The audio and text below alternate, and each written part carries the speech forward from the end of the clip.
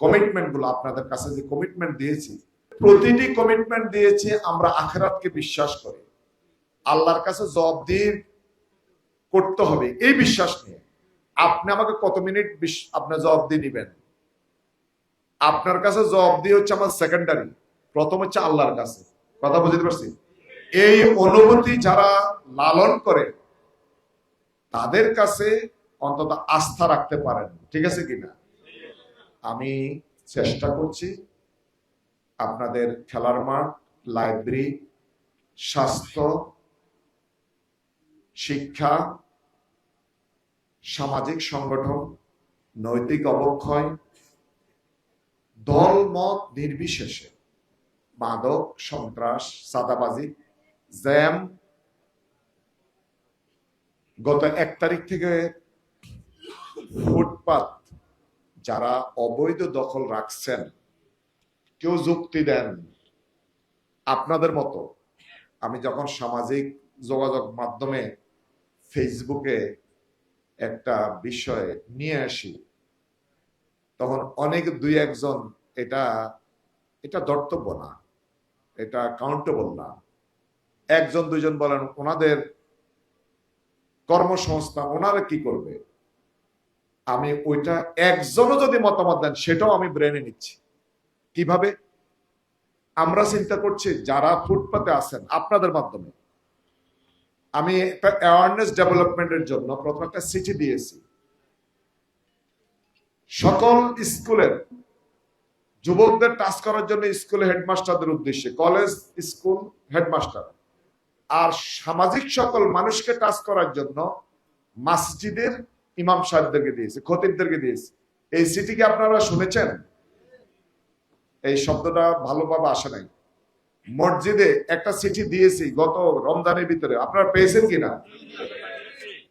এর মাধ্যমে, পুলিশের মাধ্যমে, বিভিন্ন সামাজিক সংগঠনের মাধ্যমে আমরা একটা বার্তা দিচ্ছি। আমরা জাস্ট একটা বার্তা দিচ্ছি, action plan, action evaluation, any project যখন আপনি নেবেন আপনারা প্ল্যান করতে হবে, তারপর রোড ম্যাপ করতে হবে, কাজের ফর্মুলা আবিষ্কার করতে হবে, লাস্ট ইমপ্লিমেন্টেশন করলে সমাজ থেকে, কাজের ক্ষেত্র থেকে একটা রিফ্লেকশন আসবে, একটা ফিডব্যাক আসবে, তখন আপনি ইভ্যালুয়েশন করতে পারবেন, মূল্যায়ন করতে পারবেন। আমরা জাস্ট প্ল্যানিং এ আছি। বলবেন কামাল ভাই অ্যাকশন কখন?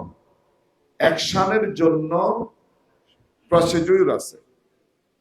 এই প্রসিডিউর এই আপনাদের নিয়ে এই যে বসতেছি, মাঠে নামার জন্য সমাজের, রাষ্ট্রের সকলে যে কথাগুলো বলে আসছি, কোন প্রক্রিয়া গেলে এগুলো বাস্তবায়ন করা যাবে, সেই প্রক্রিয়ার মধ্যে বাস্তবায়ন হবে, ইনশাআল্লাহ বাস্তবায়ন হবে। আমরা পুলিশকে বলছি, আমরা যারা অবৈধ ফুটপাতে আছেন, ফুটপাত দখল মুক্ত করতে হবে। 1 তারিখে যাত্রাবাড়ি থেকে অভিযান শুরু হয়েছে। একজন বলতেছেন আমরা কি করব? আমরা চিন্তা করছি বিকল্প। ফুটপাতে কেউ ব্যবসা করতে পারবে না। মানুষের জায়গা, মানুষের অধিকার ক্ষুণ্ণ করে আপনি 10,000, 10 লাখ মানুষের অধিকার ক্ষুণ্ণ করবেন একটা পরিবারকে রক্ষা করার জন্য। এখন আমি 10 লাখ লোক দেখবো, 1 লাখ লোক দেখবো, নাকি একটা পরিবার দেখবো? আপনাকে এটা চিন্তা করতে হবে। তাহলে আপনার জন্য হয় হলিডে মার্কেট হবে, না হলে নাইট মার্কেট হবে। এই নাইট মার্কেট কোথায় হবে, হলিডে মার্কেট কোথায় হবে, সেটা আমি দেখতেছি, জায়গা দেখতেছি প্রতিটি ওয়ার্ডে। বিকল্প, যিনি ফুটপাতে ব্যবসা করেন, আপনি কি বিক্রি করবেন? কমলা বিক্রি করবেন? হলিডে মার্কেটে যেতে হবে, হয় নাইট মার্কেটে যেতে হবে। এক্ষেত্রে সামাজিক সংগঠন যারা আছেন প্রত্যেকটা ওয়ার্ডে আপনারা শুক্রবার হলিডে, যেমন আমাদের মতিঝিল আইডিয়াল স্কুলের সামনে হলিডে মার্কেট আছে, আমরা এই ধরনের হলিডে মার্কেট করে দিব। তাদের জন্য যারা ফুটপাতে কি করেন, ব্যবসা করেন, এবং নাইট মার্কেট একটা সময়ে তারা সেখানে ব্যবসা করবেন। আমি এটা আপনাদের মাধ্যমে জাস্ট এই প্রথম আমরা দিলাম। কিন্তু কোন ব্যক্তি মানুষের অধিকার দখল নষ্ট মানে আপনার ক্ষুণ্ণ করে ফুটপাতে কেউ দোকান বসাতে পারবেন না, যানজট সৃষ্টি করতে পারবেন না। একজন মানুষ হসপিটালে যাবে, রোগী মারা যাচ্ছে, জ্যামে বসে আছেন। আরেকজন মানুষ একজন স্টুডেন্ট পরীক্ষা দিবে, পরীক্ষায় অংশগ্রহণ করবে, কিন্তু সে জ্যামে বসে আছে। একজন তার কর্মক্ষেত্রে যাবে, সে জ্যামে বসে আছে। আমরা এইভাবে একটি শহরকে অপরিচ্ছন্ন, অপরিকল্পিত, মানুষের সময়ের ঘন্টার পর ঘন্টা মানুষ সময় ব্যয় করবে, এটা হতে পারে না। আমি মনে করি এটাকে একটা শৃঙ্খলার মধ্যে নিয়ে আসতে হবে। আমি এই ব্যাপারে কাজ করছি, দোয়া করবেন। সবাই উপস্থিতি, অনলাইনে জুয়ার কথা বলছেন, মোবাইলে জুয়া, অনলাইনে জুয়া, রাতে ঘোরাঘুরি, ক্যাসিনো। হ্যাঁ, আমরা আমাদের সমাজে প্রতিটি যুবককে, প্রতিটি মানুষকে, প্রতিটি ছাত্রকে তারা যেন এই অবৈধ এবং অনৈতিক, অসামাজিক এবং শৃঙ্খলা বিরোধী, আইন বিরোধী কোনো কাজে যেন না জড়ায়। এই কারণে আমরা বলছি খেলার মাঠ, এই কারণে বলছি খেলাধুলায় সকলকে উদ্বুদ্ধ করা। সেক্ষেত্রে মাঠ যদি আমরা ঠিক করে দিতে পারি, আমরা আশা করি কিছুটা হইলেও কমবে। কি বলেন? সেই কারণে সাথে সাথে নৈতিক মোটিভেশন আমাদের দরকার। সময় তো উপস্থিতি, আমরা আপনাদের এখানে যতগুলো প্রতিষ্ঠান এখানে এসেছেন, আমি আপনাদেরকে বলবো সকল প্রতিষ্ঠানগুলো আমরা সকলকে ধন্যবাদ জানাচ্ছি। একজনে দাবি করেছেন মাঝে মধ্যে টুর্নামেন্ট, মাঝে মধ্যে আমাদের সাথে বসা। আমি আপনাদের সাথে একমত। আমাকে যখন ডাকবেন আমি আপনাদের কাছে চলে আসবো ইনশাআল্লাহ। আমাদের সম্মানিত মোহাম্মদ আলী ভাই সহ এখানে যারা নেতৃবৃন্দ আছেন, আপনারা মিলে উদ্যোগ নেবেন। 14 এপ্রিল, 1 বৈশাখ আপনাদের ছোট টুর্নামেন্টের আয়োজন করেন, অসুবিধা নেই, এখন থেকে শুরু করেন। আমার বক্তব্য হচ্ছে সকলকে প্রাণবদ্ধ থাকতে হবে, উজ্জীবিত থাকতে হবে, এবং সমাজের সকল ময়লা আবর্জনা পরিষ্কার করতে হলে আপনাকে আমাকে উদ্যোগ গ্রহণ করতে হবে। সামাজিক অবক্ষয় রোধে আপনাকে আমাকে এই সমাজের দিকে আমাদের ফিরে আসতে হবে, মৌলিক কাঠামোর মধ্যে নিয়ে আসতে হবে। আমি নিজে আপনাদের মতোই একজন, আমি এই সমাজকে ধারণ করি। সমস্যাগুলো চিহ্নিত করে আমরা সকলের উদ্যোগে যদি আমরা এগুলো সংশোধন করতে চাই, সর্বপ্রথম if you change the world, first change yourself. আমাকে রাষ্ট্র, সমাজ, এই ঢাকা 5কে যদি পরিবর্তন করতে হয়, আমাকে প্রথম পরিবর্তন হওয়া দরকার। এই ক্ষেত্রে মানসিকতা, চিন্তা, আমাদের নৈতিকতা এবং সুশাসন, এই জায়গাগুলো একেবারে ট্রান্সপারেন্সি 100% হওয়া দরকার।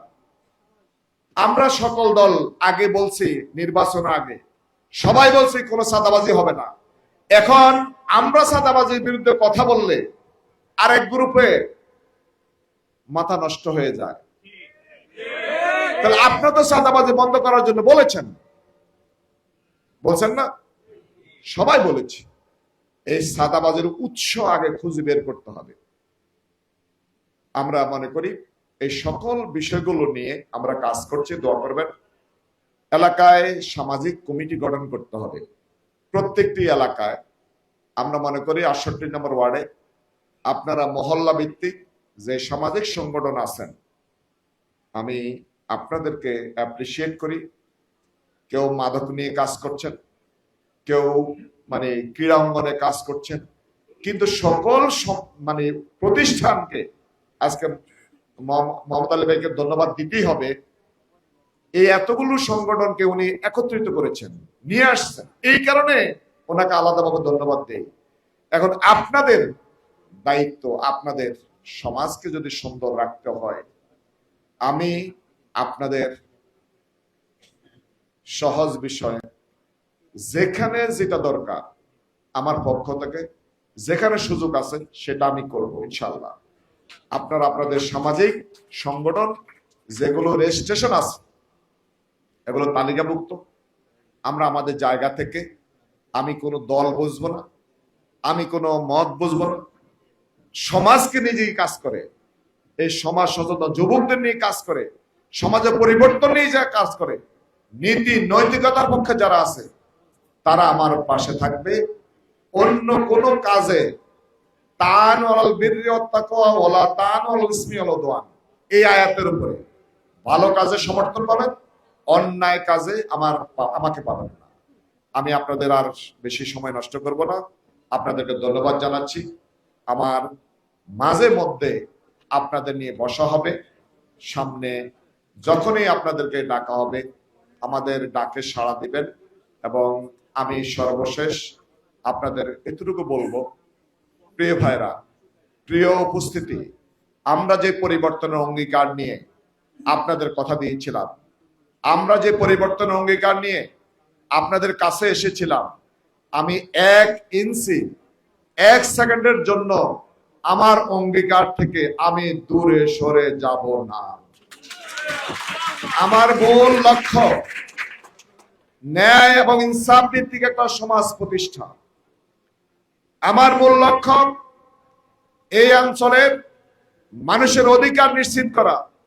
এখানে গ্যাসের সমস্যা, মাদকের সমস্যা, মশার সমস্যা, যানজট এবং রাস্তাঘাট উন্নয়ন থেকে শুরু করে সকল কিছু আমরা আপনাদের নিয়ে পরিবর্তন করবো ইনশাল্লাহ।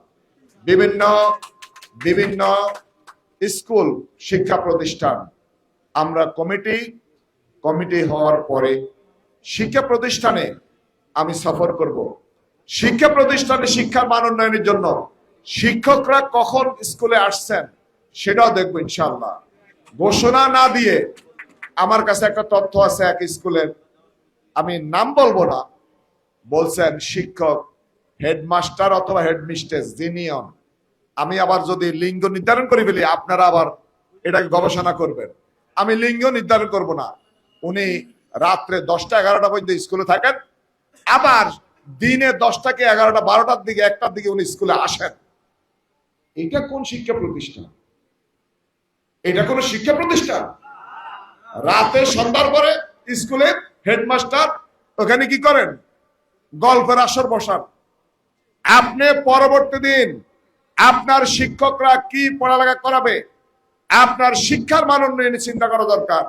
আপনি সেখানে গল্পর এলাকার নেতাদেরকে নিয়ে, রাজনৈতিক নেতাদেরকে নিয়ে আপনার স্কুলে 8টা 10টা পর্যন্ত গল্প করবেন, আসর বসাবেন, আবার দিনে সকালে স্কুলে আসার পরিবর্তে আসবেন 1টা 2টাতে। এটা হতে পারে না। শিক্ষা প্রতিষ্ঠানের মধ্যে চলবে।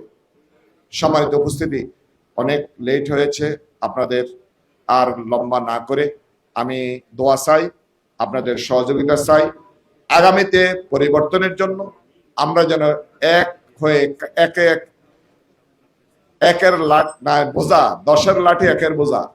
আমাদের আগামী সিটি কর্পোরেশন নির্বাচনে আপনাদের উন্নয়ন, আপনাদের অধিকার যদি নিশ্চিত করতে চান, তাহলে সিটি কর্পোরেশনে যদি কাউন্সিলর প্রার্থী নির্বাচিত না করতে পারেন, আপনাদের অধিকার কি সংরক্ষণ হবে? বলেন। আমরা আমাদের পক্ষ থেকে উন্নয়ন আপনাদের কাছে নিয়ে আসব। বন্টনের দায়িত্ব হচ্ছে আপনাদের। যিনি এখানে জনপ্রতিনিধি হবেন, যিনি এখানে কাউন্সিলর প্রার্থী নির্বাচিত হবেন, তার মাধ্যমে কি উন্নয়ন বন্টন হবে। সেই লোকটা যদি সৎ না হয়, সেই লোকটা যদি কি আপনাদের অধিকার সচেতন না হয়, সেটা কি যাবে আপনাদের কাছে? সেই ক্ষেত্রে আমাদের জনাব মোহাম্মদ আলী ভাইকে আপনারা একজন সচেতন মানুষ, সৎ মানুষ, যোগ্য মানুষ হিসেবে পাবেন। আমি আপনাদের কাছে এই কথা বলে আমি আমার কথা শেষ করছি। আল্লাহ হাফেজ। আসসালামু আলাইকুম ওয়া রাহমাতুল্লাহ।